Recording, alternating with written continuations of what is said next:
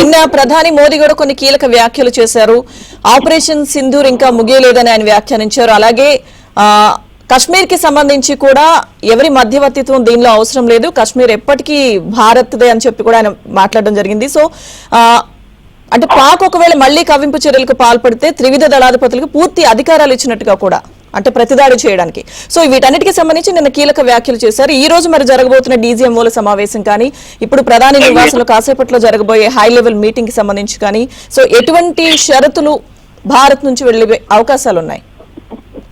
ఖచ్చితంగా భారత ప్రధాని నిన్న మీ సమావేశంలో మాట్లాడుతూ కూడా ఆపరేషన్ సింధూర్ ఇంకా ముగియలేదనే అంశంతో పాటు సైన్యానికి పూర్తి స్వేచ్ఛ ఇచ్చాము, సైన్యం ఏ నిర్ణయం తీసుకున్నా దానికి కేంద్రం కట్టుబడి ఉంటుంది. అదేవిధంగా పాకిస్తాన్ తూటాలకు ఫిరంగులతో భారత ప్రభుత్వం కూడా అదే స్థాయిలో సమాధానం చెప్పాలంటూ కూడా కొన్ని అంశాలను కూడా లేవనెత్తారు. ఆ సంబంధించిన సమావేశంలో కూడా కొన్ని కీలక అంశాలను కూడా చెప్పారు. దాదాపు ఉగ్రవాద స్థావరాలకు సంబంధించి పాకిస్తాన్ లోని అనేక స్థావరాలను కూల్చివేయటం, పాకిస్తాన్ కి ప్రస్తుత పరిస్థితిలో వేరే దిక్కులు అనే అంశాన్ని కూడా చాలా స్పష్టం చేస్తున్నాయి. మరోవైపు రక్షణకు సంబంధించి ఎక్కడ కూడా భారత సైన్యం వెనక్కి తగ్గదనే అంశాన్ని కూడా ప్రధాని స్పష్టం చేశారు. ఈ రోజు జరగబోతున్న హాట్ లైన్ సంబంధించిన అంశంలో కూడా షరతులు ఎక్కడ కూడా భారత ప్రభుత్వం షరతులు విధించడం తప్ప భారత ప్రభుత్వానికి పాకిస్తాన్ నుంచి ఎలాంటి షరతులు లేవు అనేది కూడా చాలా స్పష్టంగా అర్థమవుతుంది. ఒకవేళ లైన్ ఆఫ్ కంట్రోల్ దగ్గర జరిగిన సమావేశానంతరం కూడా కొన్ని అంశాలను మోదీకి వివరించే అవకాశాలు ఉన్నాయి. అయితే 2 నెలలకు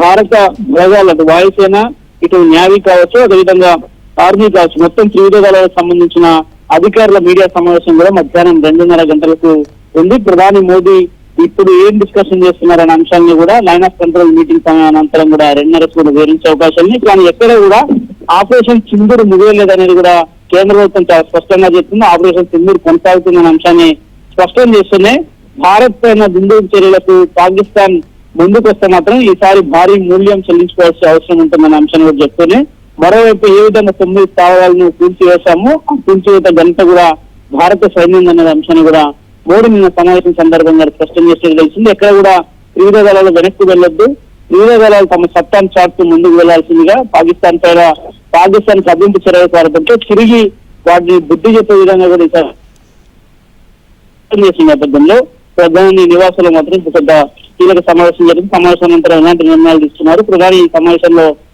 త్రివిధ దళాలకు ఎలాంటి సూచనలు చేసిన అంశంలో కూడా మరి కాకపోతే స్పష్టత వచ్చే అవకాశం ఉంది.